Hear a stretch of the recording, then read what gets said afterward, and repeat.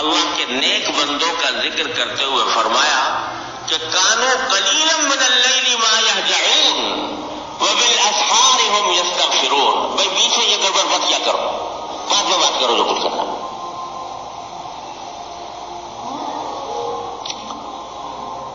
فرمایا کہ کانوا قلیلا من اللیل ما یہجعون وبالاسحار هم یستغفرون، کہ یہ نیک بندے وہ ہیں کہ رات کو بہت کم سوتے ہیں، عبادت میں کھڑے ہوئے ہیں، اللہ تبارک و تعالیٰ کی عبادت میں لگے ہوئے ہیں. رات کو کم سوتے ہیں، یعنی کم اس لیے سوتے ہیں کہ اللہ تعالیٰ کی عبادت میں کھڑے ہیں، اس کے حضور حاضر ہیں، نمازیں پڑھ رہے ہیں، سجدے کر رہے ہیں، رکوع کر رہے ہیں، قیام میں لگے ہوئے ہیں. لیکن وبالاسحار هم یستغفرون، جب صبح کا وقت آتا ہے تو اللہ تعالیٰ کے حضور استغفار کرتے ہیں. تو حضرت عائشہ صدیقہ رضی اللہ تعالیٰ عنہا نے نبی کریم صلی اللہ علیہ وسلم سے اس مضمون کا سوال کیا کہ یا رسول اللہ، یہ تو استغفار جو ہوتا ہے یہ کسی گناہ سے ہوتا ہے، کوئی گناہ کرے آدمی تو اس سے استغفار ہوتا ہے، اس سے معافی مانگی جاتی ہے، لیکن یہاں تو ساری رات کھڑے ہیں، عبادت میں کھڑے ہیں، رات کو سو نہیں رہے. اس کو ان لوگوں کے بارے میں فرمایا جا رہا کہ صبح کو استغفار کرتے ہیں تو کہاں سے استغفار کر رہے ہیں؟ کوئی گناہ تو نہیں کیا، وہ تو عبادت ہی کی تھی، استغفار کس چیز سے؟ تو آپ نے فرمایا استغفار اس بات سے کہ اللہ جیسی آپ کی عبادت کا حق تھا وہ ہم سے ادا نہیں ہو پایا. ما عبدناک حق عبادت، اے اللہ آپ کی عبادت کا جو حق تھا ہم ادا نہ کر پائے.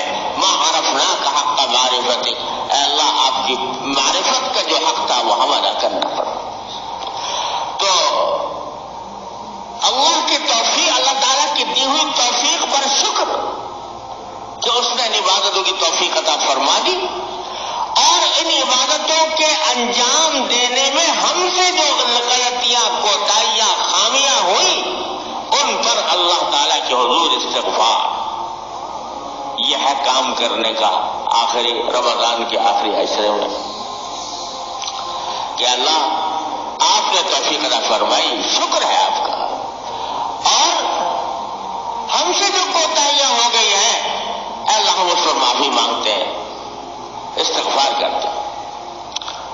فرمایا ایک حضرت صدیق اکبر رضی اللہ تعالیٰ فرماتے ہیں کہ جب بھی کسی عبادت کی توفیق ہو جائے تو اللہ تبارک و تعالیٰ کے حضور دو کام کرو، کہو الحمدللہ استغفر اللہ، الحمدللہ استغفر اللہ. الحمدللہ تعریف اور شکر اس بات پر کہ اس کی توفیق مل گئی، عبادت کی توفیق ہو گئی، اور استغفار اس بات پر کو جیسی عبادت کرنی چاہیے تھی نہیں کر پائے. دو باتیں. تیسری بات یہ کہ ایک بڑی خطرناک حدیث ہے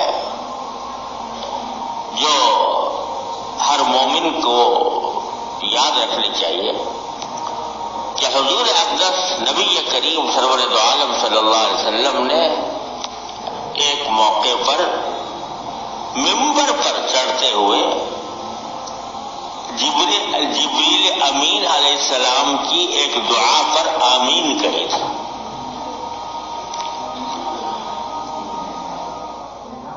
لمبی حدیث ہے، وقت کم ہے، لیکن جو متعلقہ حصہ ہے وہ عرض کرتا ہوں کہ آپ نے سیڑھی پر قدم رکھا تو فرمایا آمین، دعا نہیں کی، کوئی زبان سے دعا نہیں کی، آمین فرمایا.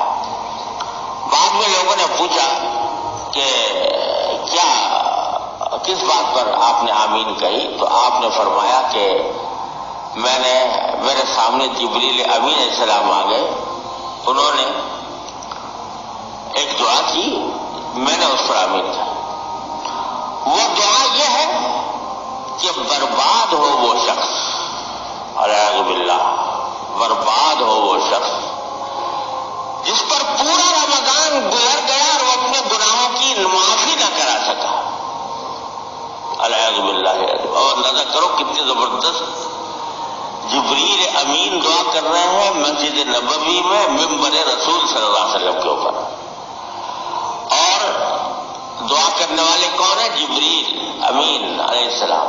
آمین کہنے والے کون ہیں؟ نبی کریم سرور دو عالم محمد مصطفیٰ صلی اللہ علیہ وسلم. اس دعا کی قبولیت میں کوئی شک ہو نہیں سکتا. وہ دعا کی ہے اور یہ دعا نہیں ہے، بد دعا ہے. برباد ہو جائے وہ شخص جس پر پورا رمضان گزر جائے اپنے گناہوں کی مغفرت نہ کرا سکے.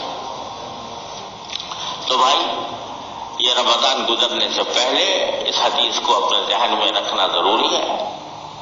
اللہ تعالی ہمیں ان میں داخل ہونے سے محفوظ رکھے.